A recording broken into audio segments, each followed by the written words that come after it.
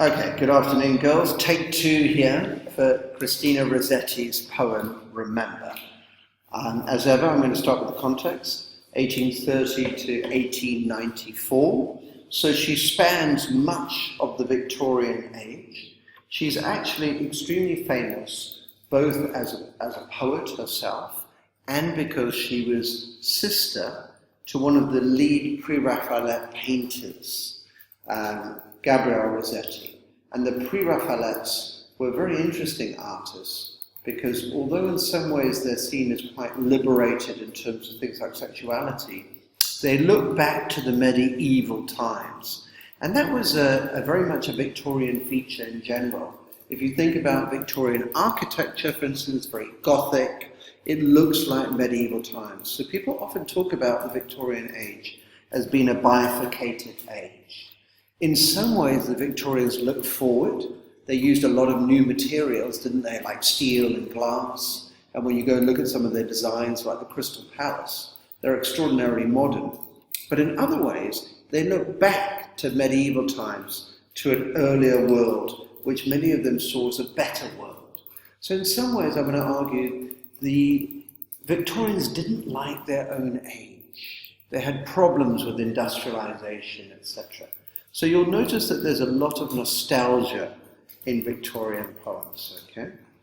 And going back to the poem itself, it's written in 1849, so it's a mid-Victorian poem. And it's called Remember.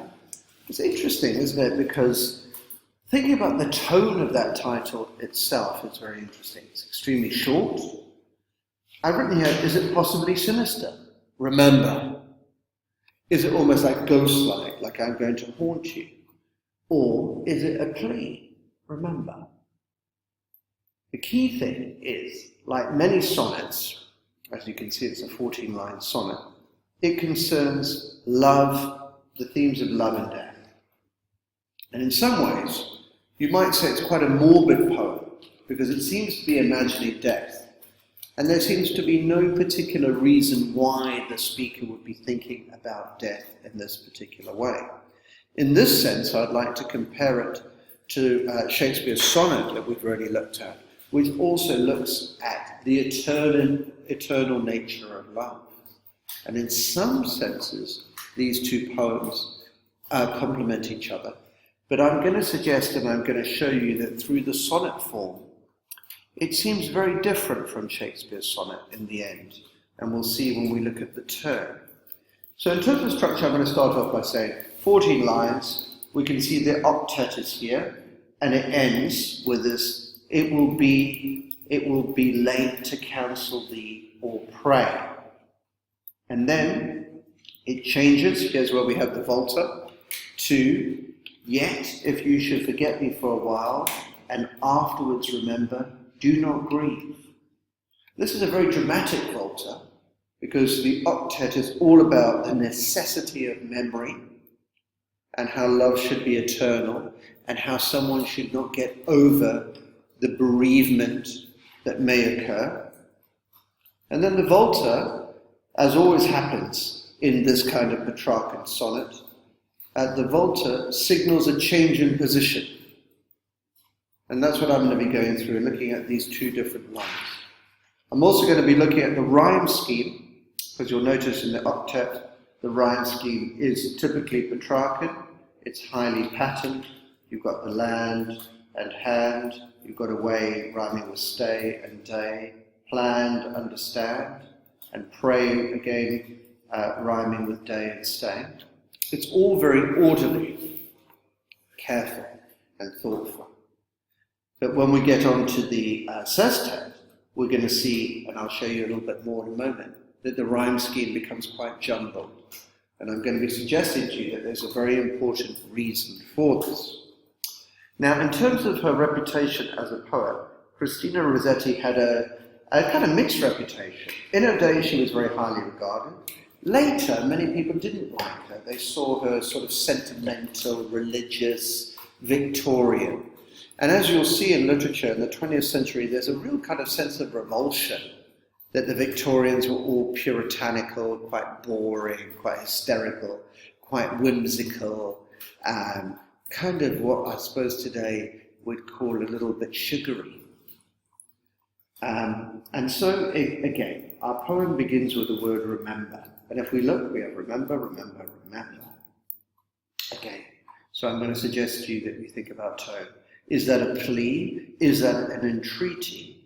Or is it a kind of soft command? It's not quite clear, is it? Remember when I'm gone away, gone far away into the silent land. It's very interesting, isn't it? Now, Rossetti herself is known as a Christian poet, but the silent land is not a very triumphant kind of representation of the afterlife, is it? Very different from Shakespeare's sonnet, isn't it? Where eternity and eternal love seems to be possible. Here the silent land is seen as a foreign country, cut off from the living world, and a place where you can't express yourself or be heard. In some senses, you might argue, if you were thinking about cultural context, that we could see this as almost a kind of postcard universe, as we see in the poetry of Caroline Duffy.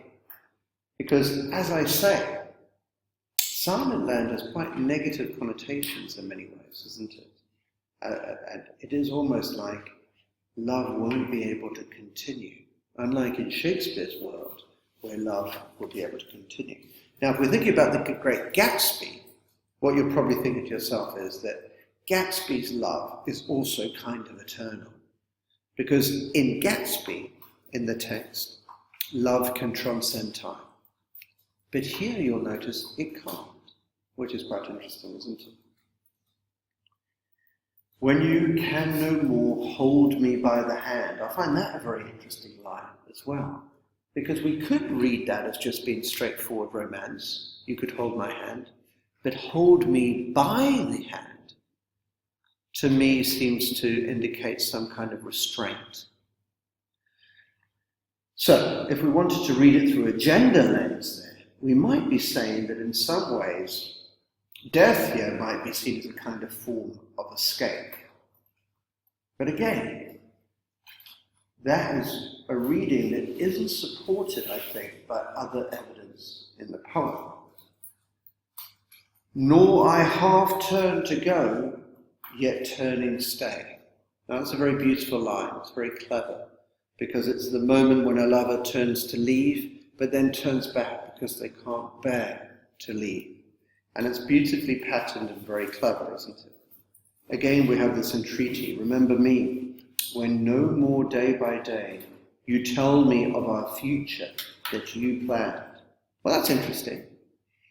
If you're reading it again through a feminist lens, does that suggest that he has decided absolutely everything and that it's incredibly kind of patriarchal? Or is it just the way the Victorians thought, that men planned things, that they were the agents? Very interesting, isn't it? And we don't need to come to any conclusions about that. That's the whole idea of AO5 in literature, our changing interpretations as our cultural and ideological paradigms change throughout history. Only remember me, again, remember coming up. You understand it will be late to counsel, then or pray. So again, it ends, the octet ends with the importance of memory, doesn't it? Of not forgetting. Can we feel the link to the Great Gatsby there? Gatsby also keeps this memory alive. He nurtures it. He fosters it, does he not? Yeah? But here we have the Volta. Yet, and remember what I said? The Volta repositions us as readers. It reframes the same question. It makes it problematic, different. We look at it from a new perspective. If you should forget me for a while, and afterwards remember, do not grieve. It's almost like she undermines herself, isn't it? We have that insistent repetition of remember, but here she says, don't grieve for not grieving. That's the kind of irony, isn't it? Okay. So if you don't mourn me, and if you don't remember me in every single way, and if you don't suffer, that's okay. Now, I find that very interesting because we could see this as I said here, a kind of selfless love, couldn't we? In particular, a Victorian idea of female self-sacrifice. Some of you will remember the nauseating poem by Coventry Patmore, which is called The Angel in the House. And it's about how a woman is beaten, she's a victim of domestic violence, all kinds of things, but she still just loves her husband. And when he dies, she goes and cries at his grave every year, because the nature of female love is to sacrifice in this particular way. Now, if this was the case, I would suggest that this would not be a very good poem. But I think it's more complicated than that. I'm going to go into why. For, if the darkness and corruption leave a vestige of the thoughts that once I had, better by far you should forget and smile. So we can read it literally as, I want you to be happy. I don't want the memory of you, of me dying to hurt you. I just care about you so much, etc. It's all got, as I say here, simple word choices. It could be read as being incredibly sincere and about the fact that male prerogative should always be the most important one. But I'm going to suggest it's a bit different. Do you remember when I said to you the rhyme scheme is not as regular as we would expect? Have a look what happens. While, grieve, leave, had, smile, so the rhyme is further away, sad. So that rhyme scheme there is a little bit more jumbled than we would expect in a Petrarchan sonnet.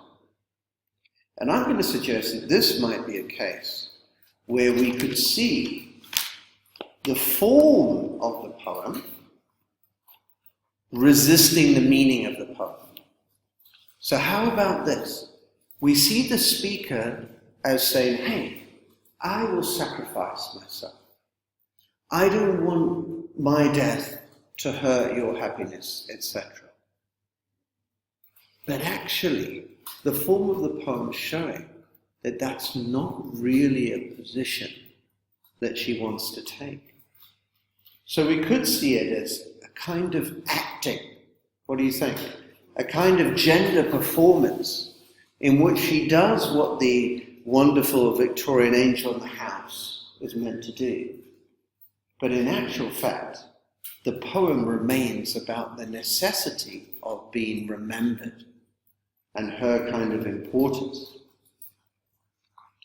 That said, then, the last line changes. Better by far you should forget and smile than that you should remember and be sad. Well, I wonder if we couldn't read it as that is basically about her conception of duty, and the actual motive of writing the poem still seems to me to be about the importance, indeed the necessity, of being remembered. And that changes the meaning a great deal. Because if we read the poem that way, then I think we will connect it more to Gatsby's conception of love, that it should transcend time, etc., that love should be eternal. And there are a number of Rossetti's poems that she writes in which there's almost a sense of, I will come to haunt you if you forget me. And I think that if we read it in that particular way, it's a much more interesting way of linking to the great Gatsby.